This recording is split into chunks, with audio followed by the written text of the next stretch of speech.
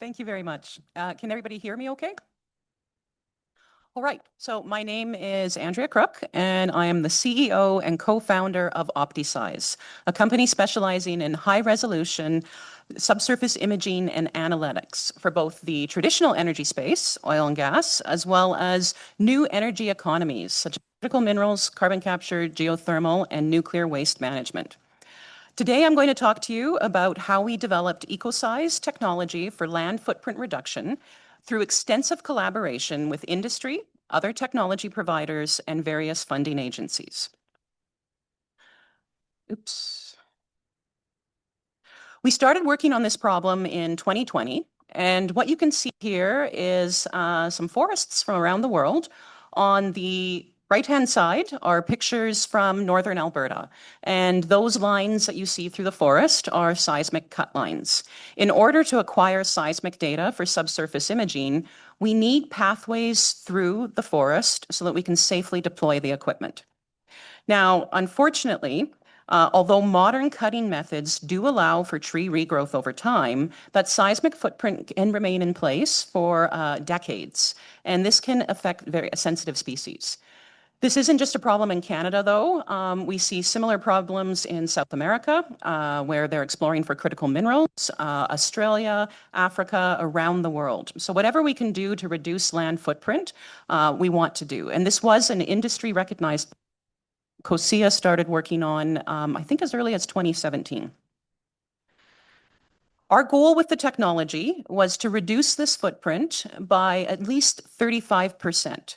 While maintaining data quality, because there's many ways you can reduce footprint, but if you don't have good subsurface data, then why are you spending the money and cutting the trees? Now, it's not just about getting good data quality, though. We also need to operate safely and efficiently in the field. And if we can do that while maintaining reasonable costs or perhaps even reducing costs, then we have a winning solution. Now, I'm excited to share that it's not just 35% that we achieved. On some of the projects, we got over 50% footprint reduction while maintaining data quality. What we're looking at two seismic sections. The larger one, we're seeing different reflectors that represent the geology. And then the smaller inset is a subset of the data called a seismic gather. And we can analyze those to figure out rock and fluid properties. And as you very, very similar.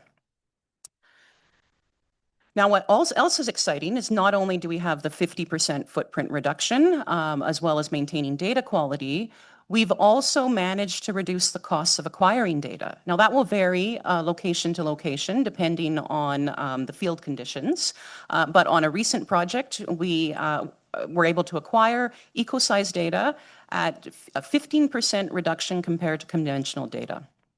We've also done extensive studies where we've documented the reduction in GHG emissions. This is done through third parties. And as you can see, we've achieved as high as a 40% reduction in CO2 and methane on some of our projects. Now, we're going to go into a lot of detail on the panel about the project, but I wanted to give you a quick overview on how it was structured and who the direct contributors were.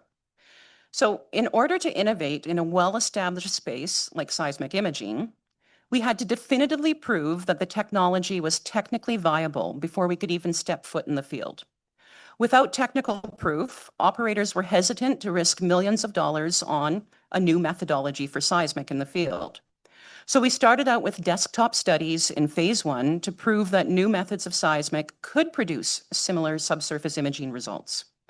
COSIA and Alberta Innovates were instrumental in helping us progress the technology from a technology readiness level of 3 to 6. Once we had proven the technology was technically viable, the next step was to conduct field comparison tests. But as I mentioned, these seismic programs cost millions of dollars. So no single company was willing to shoulder those costs alone. And this is where CRIN's support was critical. By providing over $3.5 million in funding, we were able to secure matching funding from 5 oil companies and 3 other funding agencies, Alberta Innovates, NRC IRAP, and PTAC. This phase was successfully completed last year leading to the commercial trials that are now being conducted with several oil companies and with the support of Emissions Reduction Alberta, CRIN, NRCan, and PTRC. Upon completion of testing this winter, we expect the technology to be fully commercial and available as both a service as well as through our software platform, OS Design. Now, none of this would have been possible without the extensive support of all our collaborators. To date, we've had over 50 companies directly involved with the project and another 30 that are indirectly benefiting from the project activities. So now I'm going to call on a few of our collaborators to join me up front for a panel discussion on how collaboration led to project success. To get the front set up so that we can all join in on the conversation.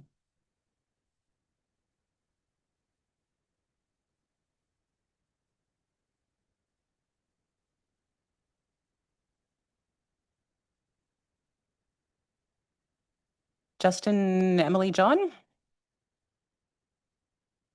I'm going to stay standing here.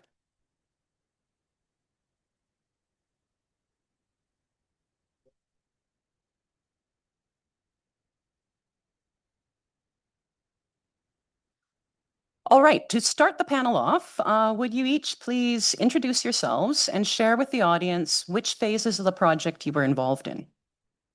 Justin? Hi, you may have seen me earlier. Justin Reamer, CEO of Emissions Reduction Alberta. We were involved in the later stages of the OptiSeis project and provided funding to them. Good morning, Emily Duncan. I'm currently with Green Fire Resources. I'm a geophysicist there. I was formerly at Suncor, and I was part of phase 1 and phase 2 with Suncor. Good morning, I'm John Parkin, retired from Cenovus Energy, and I was involved right from the get-go in phase 1 and all the way through commercialization. Thank you. So before we begin with questions, I'm sure that there are some innovators in the audience who would be interested in hearing some insights from Justin on how the current policy environment is impacting the development of new technologies. So in your opinion, Justin, what are the key policy drivers and where do we see the next few years of development given all the changes in the policy landscape? Yeah, thank you, Andrea. So I alluded to this in the previous discussion this morning, but one of the things we're seeing at Emissions Reduction Alberta is been an increase in the amount of attrition on our projects. So what attrition means is projects are unable to proceed, they're unable to comply with the tenets of the contribution agreement that we have. They fail or are just unable to progress for one reason or another. And in the past, our attrition rate has averaged about 30% of the projects we funded. That's gone up now probably to 45%, and could be even higher depending on a variety of factors. We all know about all of the policy uncertainty that has impeded the province and the country from moving forward on a variety of things in the realm of decarbonization, for instance, because of the lack of understanding where carbon prices are going, the regulatory compounding challenges that a lot of industrial developments are having, the tightening up of the credit markets, and the activity in the US and where they've pulled back significantly from the Inflation Reduction Act and all of those types of things.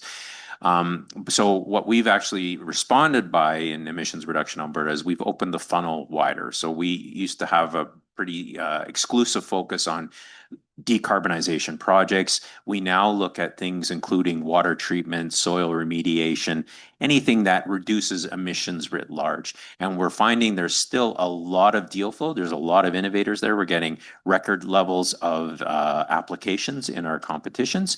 But the challenge is on the back end. Once they get our funding, they can't get the other funding, they can't get the regulatory or the site host to move forward, and there's still a lot of challenges. Now, we're seeing a positive trend now and some optimism, cause for cautious optimism in terms of alignment around provincial and federal priorities. We'll probably hear more this week relative to a grand bargain and other things that will hopefully give us some increased certainty into the future. But that's kind of the landscape we see right now.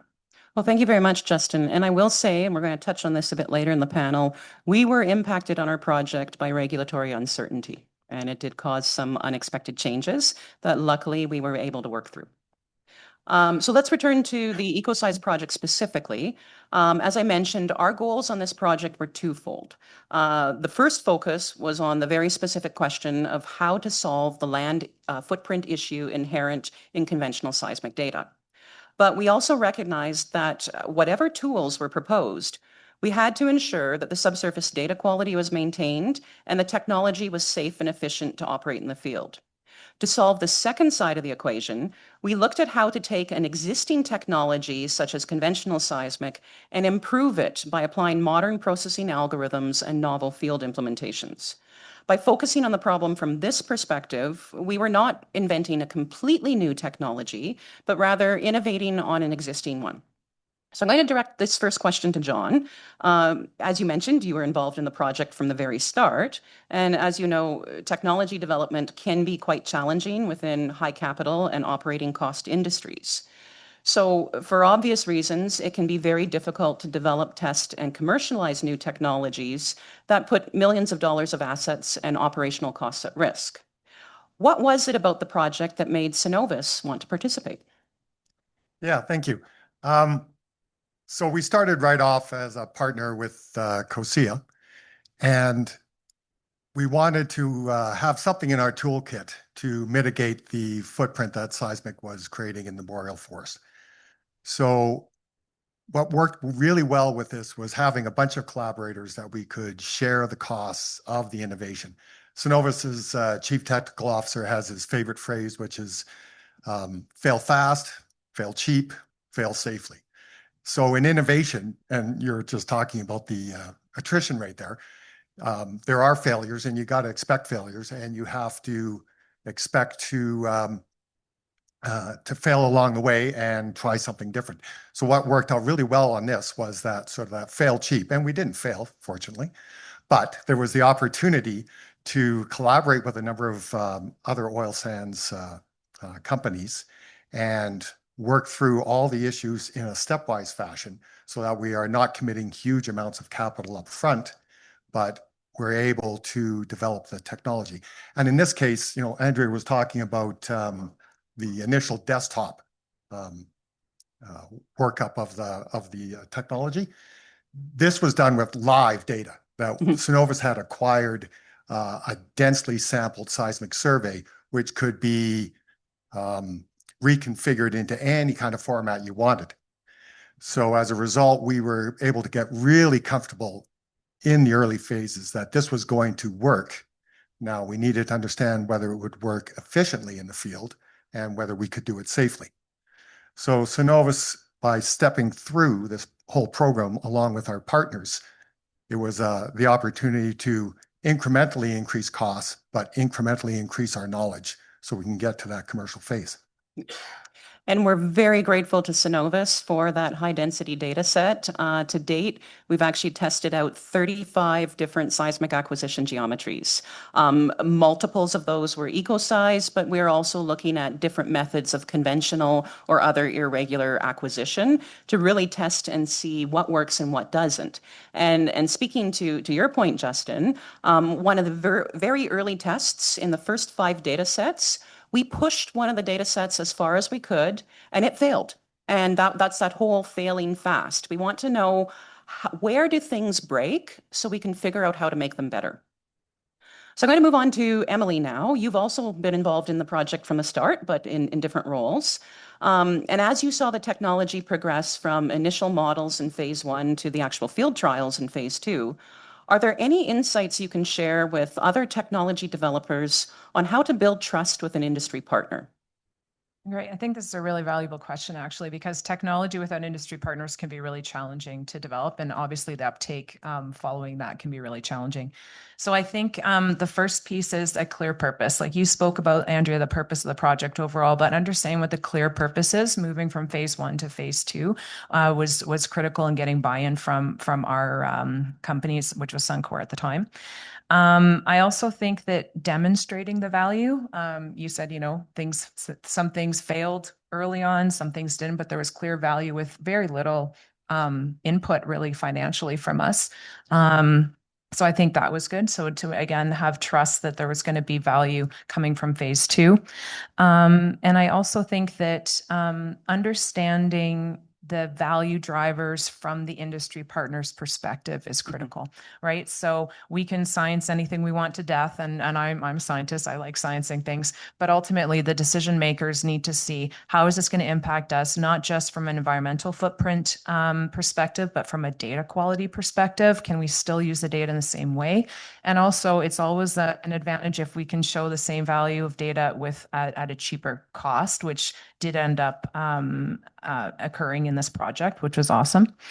I also think sticking to timelines. When you guys put out very clear timelines, OptiSeis did, that is, within the project. They stuck clearly to them. If there were any issues, they were very transparent with what the issues were. So really able to toe the line, because again, oil and gas companies run on an annual budget cycle. This was a multi-phase, multi-year project. So that adds complexity into making sure budget's available. So sticking to timelines, sticking to budget was really critical in building trust. And ultimately, trust is what keeps people engaged on the long term as a company, as an industry.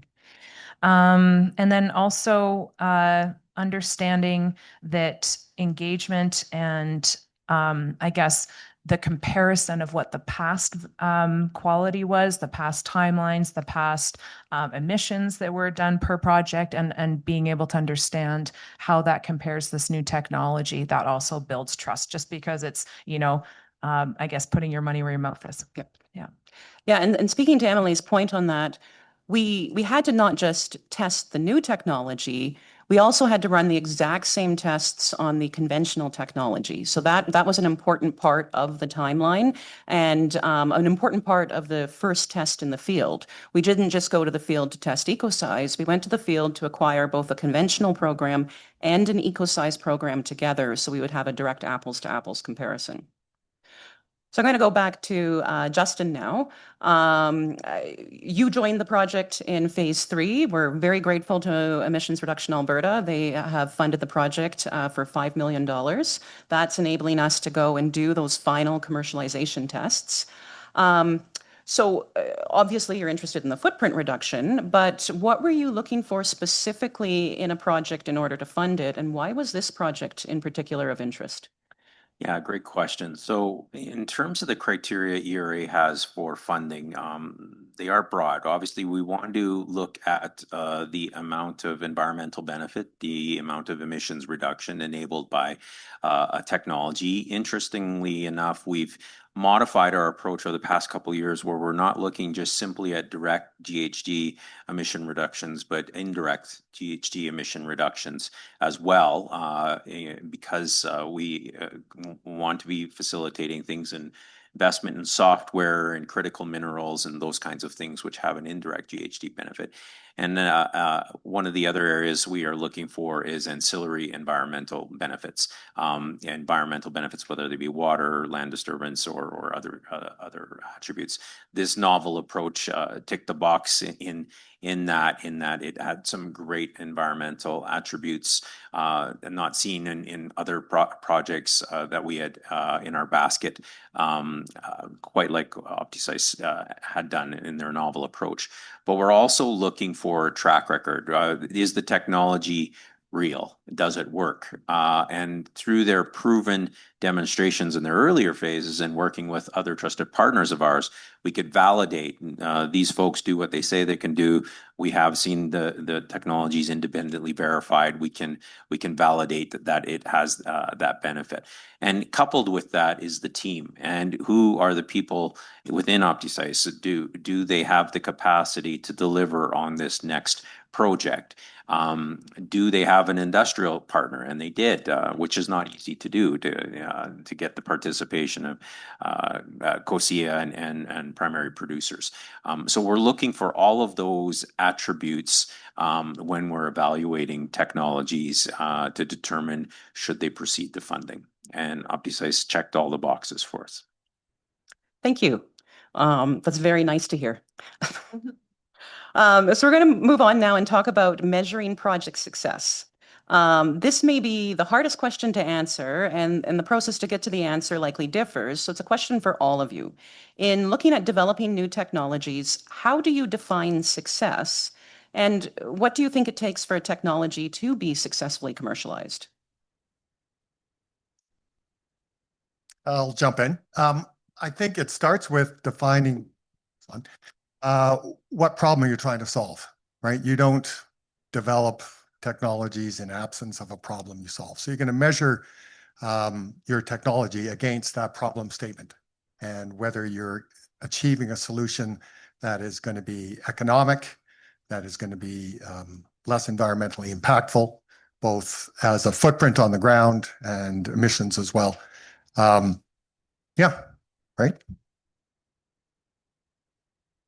Yeah, I agree, John. I think, we also speak about the quality of data, right? Like ultimately, it has to be economic, it has to meet timelines, et cetera. But ultimately, we're using this data to exploit our resource as best as we can. That's actually our duty as oil and gas producers to our to the government, is that we will try and exploit the bitumen as best as we can. So without the data quality, we cannot do our jobs properly, right? So a measure of success to me was number one, and for Suncor was number one, data quality and a demonstrated environmental impact reduction. I would say thirdly would be it was a real benefit that it was less expensive, I guess, and more economic.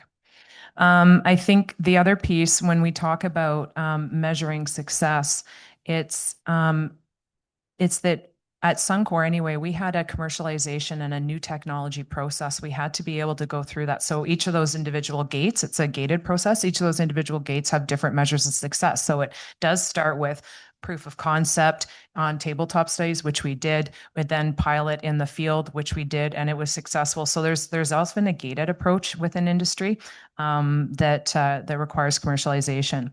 I think the next question is when we talk about full commercialization is this applicable to our asset? So for instance, if this project only focused, let's say on super deep like carbon capture stuff, that wouldn't have been as applicable to Suncor because they're not operating any of those assets. So it would have been neat and to understand, would have read the papers, would have gone to all the presentations. But if it wasn't for the fact that it was applicable to our assets, we probably wouldn't have done that. And I think too is what understanding specifically, what does each company and which each, I guess, industry partner or non-industry partners, what we gain, and then getting the buy-in of the decision makers again. That's a measure of success, in my opinion.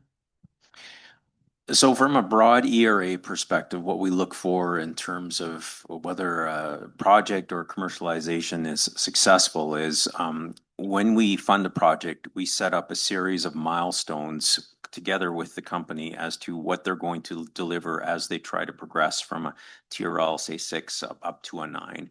And what are the specific milestones they need to meet? If they meet those milestones, they get a portion of their payment. So we don't pay for any work that's done in advance. The company has to actually achieve the indicated milestones through the nature of their project.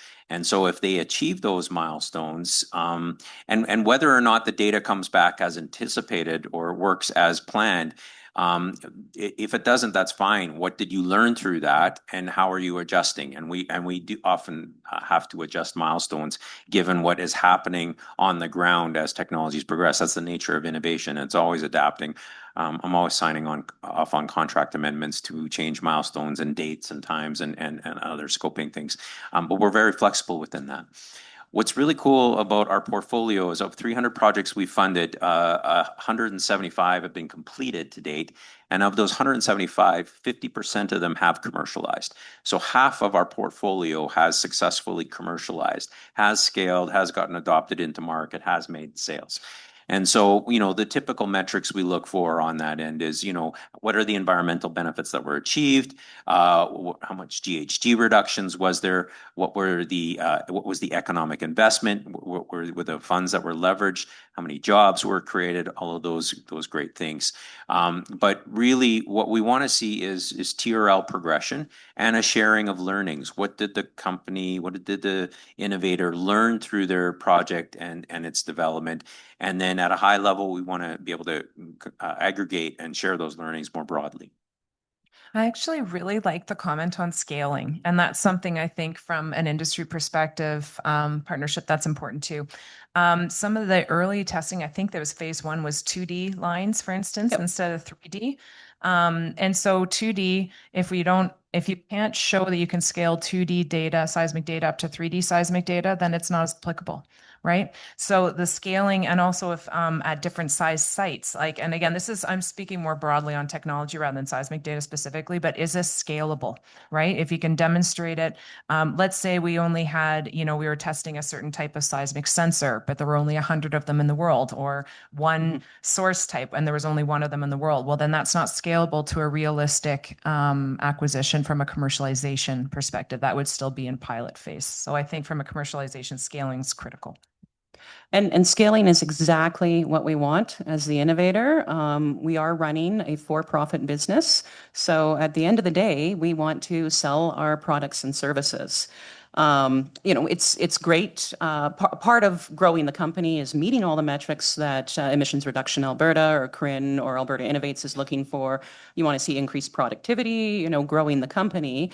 But we want to have new and existing clients utilize EcoSeis. We want companies that have the technical staff in-house to purchase our software and use that. And for us, that's the end of this project, is full commercial sales of our technology. So let's jump into some project specifics now. You've heard that when we started it, we knew there were some technical risks, and we were able to overcome a lot of those technical risks by doing those very thorough desktop studies in phase one. But in moving forward to the field trial in phase two, now we have to spend a lot of money. It's going to cost a few $1,000,000 to go out there and acquire a test. And it's not just testing EcoSeis. We have to acquire the conventional program too. So that doubles the cost of running the test. Without the support of funding agencies like CRIN and ERA, we would not have been able to reduce the capital risk to a level acceptable for the operating companies to participate. The other thing is, no project ever goes as planned. I didn't realize the attrition rate was quite so high, Justin. When you take something into the real world, there are a lot of changes. When you're dealing with a desktop study, lower level TRL levels, scope change isn't the end of the world. You take your learnings, you move forward. But when we go to the field, now, like I think Emily and John had mentioned, we're looking at multi-year budgets. So this was very complicated because we're planning a 2.5-year project, but seismic is not approved until 3 months before you step foot in the field. So, and then it's on a yearly cycle. So when you're looking for a site, how do you build that in? Because you may not know the exact location. And in phase two, we understood this problem. So we actually built into the project site evaluation. And going into the project, we had 4 options for a site. We had a fixed budget. So what was going to happen is if site A was going to be more expensive than site B, we would just do a little bit less at site A than we would at site B, because we have to stay within budget. And that worked really well for phase two. But for phase three, we wanted to go to the field and test in very specific terrains. Is it open? Is it forested? What type of source are we going to use? What type of sensor with EcoSeis? So we had to choose those locations at the beginning, and that's where it got complicated. We had a bit of a problem about 6 months into the phase three project when the Synovus site was canceled. So John, would you please comment on this experience and how we worked through this challenge? Yeah, that was exceptionally frustrating. It's it's like you never want to see how sausages are made. You don't want to see how budgets are made. We were going to apply the seismic at the end of the day to exploit a resource. We need to image where we're going to drill and all that kind of thing. So we were going to apply the EcoSeis seismic technique at a greenfield development. Now, management has to decide, is bringing on that resource or developing that resource, is it necessary this year? Can it wait next year? There's always a competition inside the company for scarce dollars.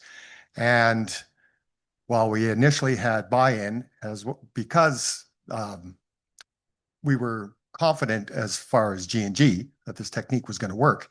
The reduction in cost was an attraction to management, both from the way we're acquiring the data, but also from excess fund or extra funding we were getting from CRIN.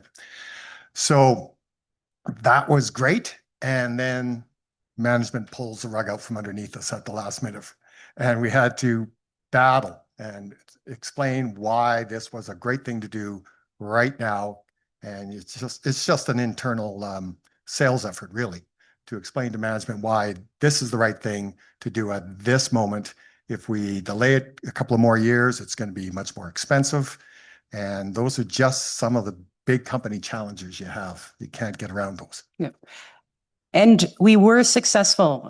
John did a great job internally. I think the project came back briefly, then it went away, and then Yeah. it came back.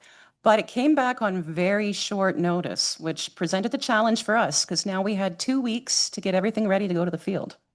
Luckily, we had all the government approvals in place. That part had been done, and it was just a matter of getting all the contractors onboarded. Like we've been having those conversations. So, but it was an intense 3 months while this was going back and forth, and I'm very grateful to the support from Synovus and the team at OptiSeis for pulling it all off. And that was the project that came in on time and under budget by 15% compared to a conventional seismic program. So it was a big success. Yeah, fortunately, our business opportunity manager was a former geophysicist, so she was really able to help Yep. and sell the idea Yep. and understood the value we were bringing. And ultimately, John, it's not just, I'm guessing, not just about the value you think the seismic can bring, right? Like this is about development plans. Yeah. Right. This is a huge question. And that's why things get canceled. It's not just, oh, we think that, do we need seismic or not to do this project? So do we want to do this development project that the seismic's actually ultimately supporting right now? And like you said, there's competition for dollars across the company, not just in development, but it could be any sort of. So that's what makes it hard, I think. Right? Exactly. Is Yeah. this the right time to bring on that resource? Yep. So I'm going to jump over to Justin because changes like that can significantly impact the overall project from a funding agency perspective. So how does ERA handle changes like this while ensuring the project still delivers on the original plan and stays within budget? Yeah, it's a very good question. And a lot of our work is on that portfolio management. So each project that we fund has an assigned project advisor that works with that company and works with them on the development of the contribution agreement and the setting the milestones. And as mentioned, I would say almost all of our project contribution agreements we sign at some level have some sort of amendment and change in terms of scope and timing and other things as the project progresses and things are learned and projects evolve. So we have different classifications for our changes. We have minor changes, we have major changes, we have very major changes. At an executive level, we can sign off on major changes and below. And there's a group that meets an executive team once a week to evaluate each of the project changes and ensure that the project is still within scope. It's going to deliver some meaningful environmental benefits. It's going to improve learning on the development of that technology. It's still going to maintain the relative scope of what was initially envisioned. Sometimes we've had projects come in that have had to change site hosts. The one site host fell through for whatever reason. They did have a great salesperson to come and keep the project on track, and they ultimately do find another site. And potentially within the scope changes of those could be very significant changes. Sometimes those changes have to go to our board of directors for full evaluation and ensuring that we're still funding within the scope of what was originally intended. But we do have processes if the project had completely changed. It's a different technology that's going to be deployed and a completely different scope. We'll typically end that project and then offer the company to come through one of our reentry processes to see if that can still get funded and evaluated. But those instances are pretty rare that we've had to do that. Yep. I want to, oh, sorry, Emily, do you want to go ahead and then I'll add a comment? Yeah, I just wanted to comment too, sometimes in different phases. So from phase 1 to phase 2 to phase 3, we actually have different industry partners involved too. Yes. And that's Yes. a change we haven't actually talked about, and that drives some complications as Yeah. well. Yeah. And I can speak from perspective of Suncor. They pulled out of phase 3, right? Not pulled, they never participated in Yep. phase 3, right? And that's you get a new CEO in with new, hey, we don't want to be on the bleeding edge of technology. We want to learn from others first, or we want to put our technology dollars elsewhere. We actually dismantled the entire technology group and absorbed them into asset teams. So sometimes things change at companies, or you move out of Canada, right? We've got companies that used to participate that now are no longer in Canada or not as oil science focused. So yeah, Yep. that drives complexity too. Yep. So I want to build on something that Justin said here, because we've been really privileged with this project to work with some of the same funding agency advisors from the start. So I want to give a big shout out. Some of you may know Dallas Johnson. He was our Alberta Innovates advisor from day one. He was our advisor through phase 2. And then when we moved into phase 3 with Emissions Reduction Alberta, he was loaned out to ERA, and he is our ERA advisor. So having someone that understands the project so deeply from the very start, has seen all the changes, has seen how we've handled the changes, that builds a really good trust relationship. And for any funding agencies that may be listening, this is really valuable, having that same point of contact. And to Emily's point, we don't always have the same point of contact within the industry partner either. People change jobs often in some of these areas. So I think we went through lots of industry reps at that one company. Yep. So Emily is actually here with Greenfire as a late addition to phase 3. They hadn't signed on right at the very beginning. And this goes back to that talk about policy uncertainty and regulatory changes. We had a site planned in another province, and due to regulatory uncertainty, we had a delay and we weren't able to proceed. And then we thought we were going to, and then we had a delay again. And you get to the point where, well, this project needs to move forward. So now we have to evaluate the contingency sites. And that was built in from the beginning, that we knew if this doesn't work out at this site, we need to have contingencies. But activating that contingency plan can be, there's a lot of work there, not just with the funding agency, but with the other partners. So, Emily, I just want you to maybe comment on how the testing at your site this winter will enhance your operations both this winter as well as going forward. For sure. So I think the saying of the day is, when one door closes, another opens, right? So for those of you who aren't aware, so 3D seismic is typically used for reservoir detection, and we plan lots of activity from that. But when we want to monitor how our field, how we're exploiting our field and our success in exploiting that field, we use 4-dimensional seismic. So that's 3D seismic, but time-lapsed. So we do it routinely. It depends on the asset of how frequently we might do that.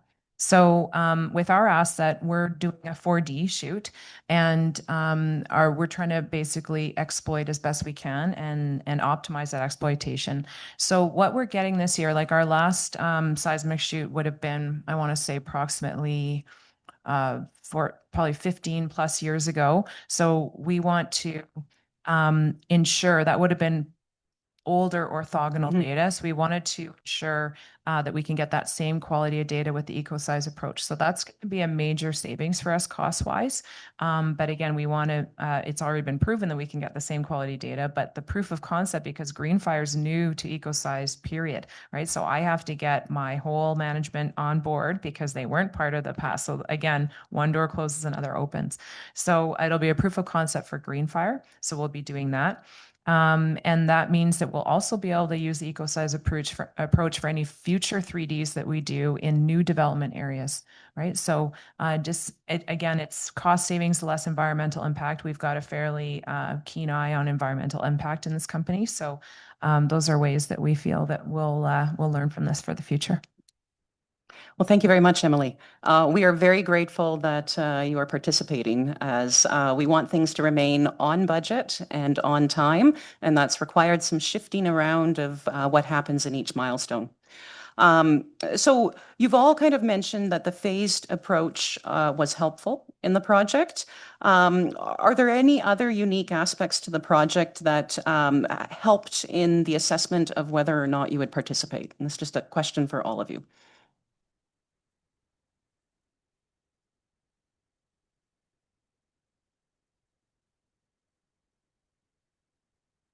I think John kind of touched on this, but I think the fact that this technology, like seismic data, is not a new technology. So we're really building on an older technology, but we're just doing it better.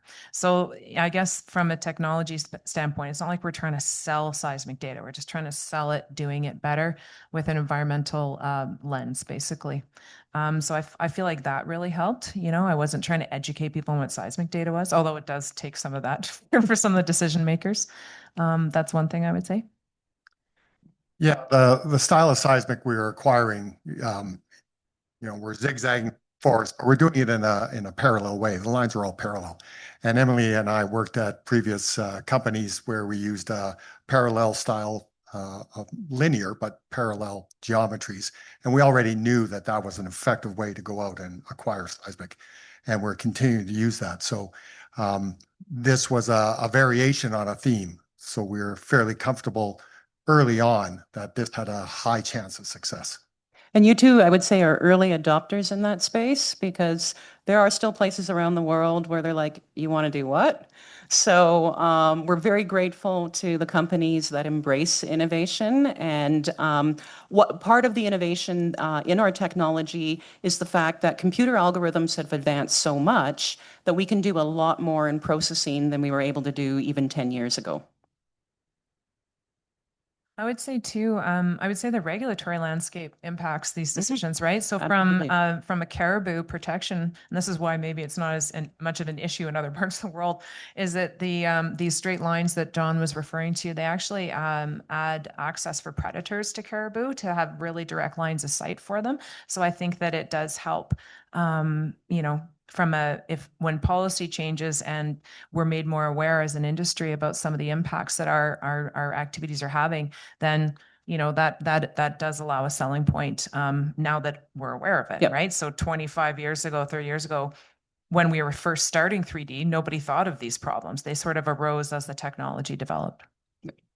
Yeah, exactly. Right, going right back to phase one, we had a workshop on COSIA sponsored a workshop on reducing land seismic footprint. And we needed something in our toolkit to address this because the regulator was starting to put in place ideas and concepts that would effectively eliminate us from being able to acquire the kind of data that we needed to. Depending on where you're operating in the province and the depth of the reservoir you're trying to image, seismic lines can be widely spaced or they need to be closely spaced. And in the oil sands with shallow targets, we need those lines to be closely spaced in order to get back the image that we require to exploit it. So it was important to come up with a toolkit that would allow us to continue to operate successfully while minimizing our environmental impact and the impact on predator-prey relationships. So I can see that we're getting close to the end of our panel. So I'm going to jump to the last question here. And I'll start with Justin, and then we'll go through Emily and John. Can you share your thoughts on where you see the technology development going over the next 5 years? And it can be EcoSeis, or it can also be just broadly technology development and how companies embrace technology development. Sure, I'll start broad and then I'll let you folks narrow it down. That would be great. So where we're seeing the evolution of technology in a broader sense is we're seeing a lot more integration of AI into industrial processing. And we've started to fund companies in this space in the terms of analytics, predictions, optimization, process flow. Some very exciting technologies that have been developed right here in this city that we've helped to fund and are now gaining traction internationally. We're also seeing the emergence of lots of different smart grid technologies on the electrification side. This is an area ripe for opportunity, both in terms of distribution, transmission, as well as production electricity, a variety of technologies in that space. We've had experiments or big investments into carbon capture and sequestration, into hydrogen. A lot of that hasn't panned out as initially envisioned, but what has resulted from that is we're now, again, a lot smarter about those technologies and what will be effective and what will be transformative in the next decade. A lot of interest and technology development in the circular economy and taking waste and doing something valuable with it. I was just at an announcement here a couple of weeks ago, North Star Clean Technologies, which is Canada's first full recycling of asphalt shingles. They made a deal with the city of Calgary, and they're converting asphalt shingles into asphalt and into new shingle opportunities, and they're going to scale that across the country. Those are just a few. Obviously, we're seeing some level of activity in geothermal, interest in nuclear, and emergence in those areas. So we're putting more investments into that. Where the oil and gas industry is, a lot of methane abatement, a lot of energy efficiency and enhanced co-processing, biofuels and so forth, in terms of production. So as well as drilling innovations to improve the performance and efficiency of drilling.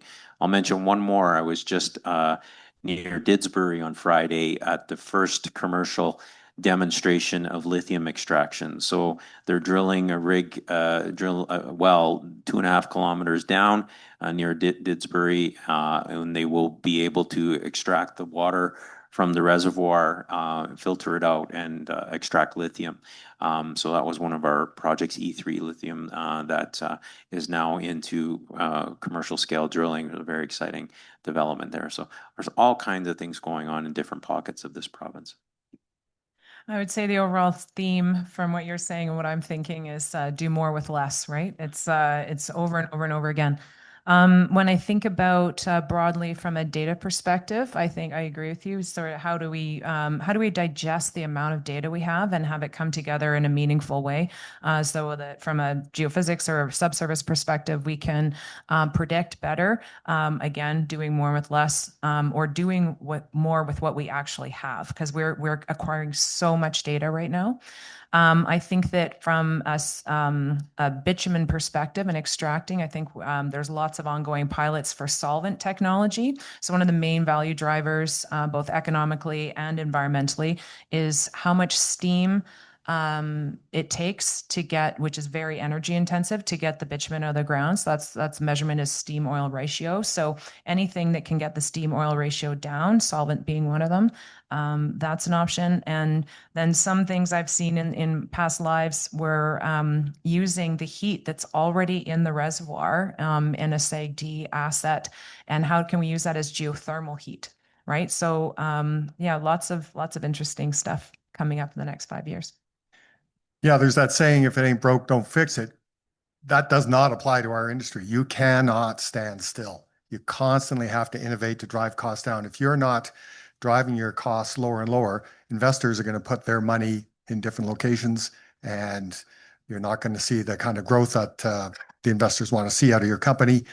The landscape is always changing from a regulatory perspective. And if you're not thinking ahead of how you're going to innovate and be able to operate in that changing regulatory landscape, you're going to get caught flat-footed. So innovation is a constant ongoing thing.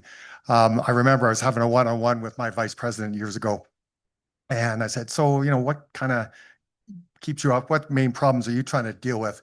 And he said, he's talking to a geophysicist, and he said, electric submersible pumps.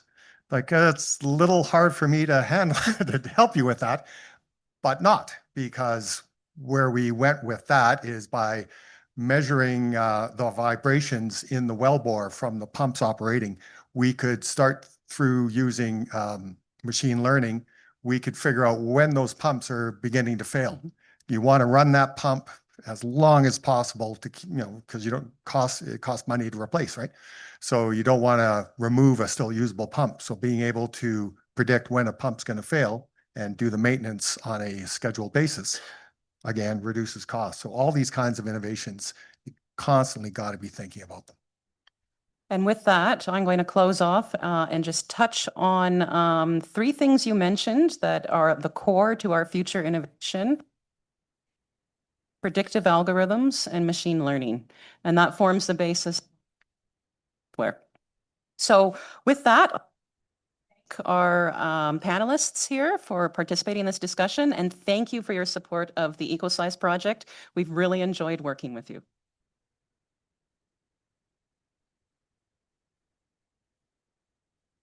And I don't know if there's any time for questions. I'll hand that over to.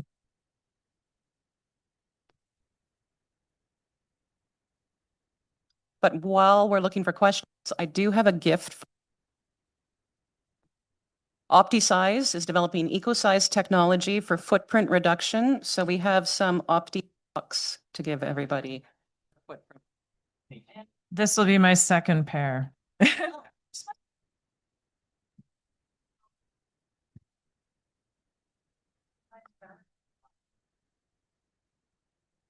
Anyone from the audience, you have a question? I'll bring the mic over to you. I know. Yeah, you do. Here we go. Yeah, Travis Brookson with Savante. I think I have a question mostly for Andrea, just but open regarding the emissions reduction, the GHG emissions reduction, and understanding that you ran a baseline first to then understand what the reduction was. Yes. Can you explain further what all is included in the reduction? Is that like land use change, fuel, less fuel on the vibe truck, all this kind of stuff, and then going forward? Yep. Does your government of Alberta set up some for reduction, or do you have to run a baseline every time? So there are published metrics on kind of the carbon load of different, like in forestry, they use this a lot. And then it's well established, emissions from fuel usage. So we can track fuel usage on programs. We can figure out what type of forest we're in, what the decomposition might be of the plant matter, if you're cutting this much line or that much line. And then there's very direct comparisons of if you're doing an EcoSeis program, you're going to cut this much. If you had done a conventional, you would have cut that much. So we've done a lot of modeling on that. So I think that going forward, we expect in the software, you could just plan out your EcoSeis, and then you would use, third-party published information to predict based on, the tracking of your fuel, as well as the tracking of your linear kilometers. I would also add to that, compaction's a big issue. Yes. Yep. So what John's alluding to is in the muskeg, the more you travel an area and compact a line, the more methane that will be released. And this is something I think that the University of Alberta has been researching and publishing on. So we know that reducing the linear kilometers, we're going to automatically reduce the methane emissions. Although that one's a little bit harder to measure.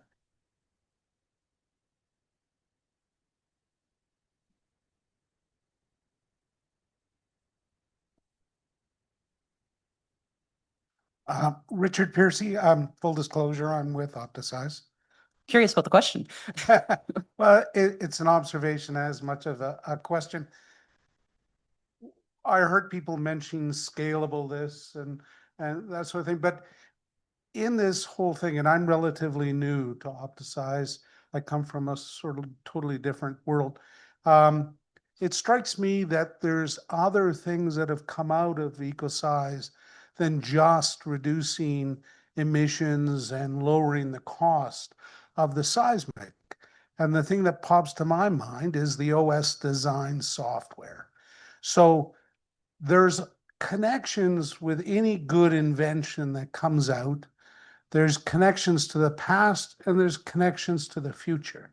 And so it's optimizing those connections that helps build on more and more and more inventions. So that was just an observation that I wanted to And to Richard's observation there, as we've gone through and tested, EcoSeis can reduce the footprint even more if we use new source and sensor technologies. So part of our collaborative process was not just to validate our own technology, but also to bring complementary technologies to the tests, because that reduced the cost of testing for them and also helped them advance their technologies. So it's really been a collaborative approach.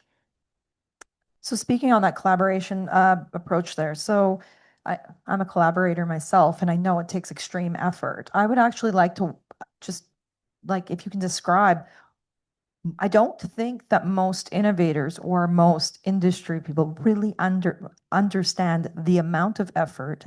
Did you have to have a different role, somebody managing your integrations, your collaborations? I mean, 50 collaborators is an insane amount to manage. So I'm just trying to get to like the amount of effort involved in that. If you just want to like balance that off of, there's technology development and then there's the collaboration piece. How does the effort Well, oscillate? it's been a real team effort at OptiSeis. So we have our software group that's focused on solving things in the software to make the field more efficient. We have our operations group that's, comes in with incredible expertise on how operations are run conventionally. And then we have our geoscience group. And I think probably a lot of the weight fell onto the geoscience group because that's where we're starting to collaborate with other geophysical companies. So I'm very grateful to Anita Knudsen in particular, who was managing the third-party processing, the third-party inversion. And then on the operations side, it's all these different technologies coming in. So it costs millions of dollars to test seismic. And if you're a source company, you don't have access to sensor technology. So that's where we were able to facilitate that additional collaboration and invite people to come out to the project to test their technologies with ours. I would say too, Andrea, Yep. you and your co-founder, I think you both had very deep roots within the seismic community. So you had all these connections. It's not like you had to build quite a few. We had to build trust first. Yeah, but you had a very, let's say, long-standing relationship and trust from several partners that you then got to build upon as an innovator, right? Because from your seismic design. So I think that was a good starting place. It's not like you were completely new face in the field. And I'm saying that That would be because challenging to walk in and not have the relationship. and I've seen that. Like I've Yep. seen that through COSIA/Pathways, where sitting at desks where you had innovators coming and presenting, and you have no idea who they are, or they don't have any idea who you are, what you do. So I think that was a real that was a feather in your cap, I think, and really helped push this collaboration along. And it's important to understand who your client is. We have a client who's a funding agency. We have a client who's an industry partner. And then we have different industry partners, and they're all going to have different wants and needs. And that was an important part early in the project to identify what do we have to specifically deliver for each of these collaborators for the project to be a success. I have a question for you. Can you touch upon intellectual property and how you stick handled that? Because you don't want to fall in the trap of being the Betamax of seismic industry, where no one uses your technology because it's too tightly restricted. Yeah. So I have to say I'm very grateful to the NRC Industrial Research Assistance Program as they put companies through training on IP. You're probably familiar with patents. Patents you have to be very careful with because you're publishing how you're doing stuff. So trade secrets play a very important role. Like we're not going to publish our software algorithms, but we're going to validate what we do through third parties. Just like validating through third-party emissions, we validate through third-party processing. And then trademarks. So, in order to develop a new technology, we want name recognition, right? Name recognition of OptiSeis, name recognition of EcoSeis. And then I would say another important factor is publishing and working with universities. So we want this to be universally adopted. There have been cases in the seismic industry where a technology has been patented and it's actually killed the technology because people get into patent wars and then nobody will touch it. So we were well aware of all these different pieces as we navigated that. So yeah, we're very grateful for our legal team for their advice on how to handle this. And how to build contracts. Contracts are critical. Make sure you have good contracts right from the very beginning.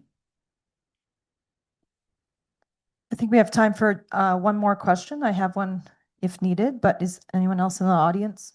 Those are more fun than the ones I have anyways. Well, maybe not more fun, but. Okay. There were challenges in this project. Mhm. You mentioned a few. I captured regulatory uncertainty, funding pullback. You might want to list a couple others if you want to summarize though. If you had a mulligan, what would you do differently? So we knew, well, CRIN was actually really good at helping us evaluate risk because as you go from desktop to field, the risks increase. So we had to go as part of the application through an extensive risk analysis table. What if this happens? What if that happens? And there was something like one of the technologies that was going to come to the field and test with us. They were held up in customs and they couldn't arrive on time. So we had to change, how we were going to interact with that collaborator. But the biggest challenge really was the change in site locations. We understood that that was a possibility. We built contingency plans, but if I had to do that over, I would probably actually build out the full budget to understand how that affects the milestones. Because that's the challenging thing for the funding agency is they are expecting, specific allocations of funds in specific years. And if you've ever worked with the federal funding agencies, they have their fiscal year end. You're not moving money across that fiscal year end. So you can have all the contingencies you want for the practical aspects of the project, but you also need to consider that from a budgetary perspective. And we're very grateful to all our project participants for helping us facilitate that. In fact, some of the COSIA members, when there was an unexpected change, actually advanced their payments to ensure that the project remained cash flow positive. So having those good, trusted relationships with the industry partners is absolutely critical. Planning, lots of planning. Yes. Okay, Andrea, would you like to final words? And if not, thank you everybody for coming. I think we're good and Yeah. thank you very much. All right, round of applause. Thanks, Andrea.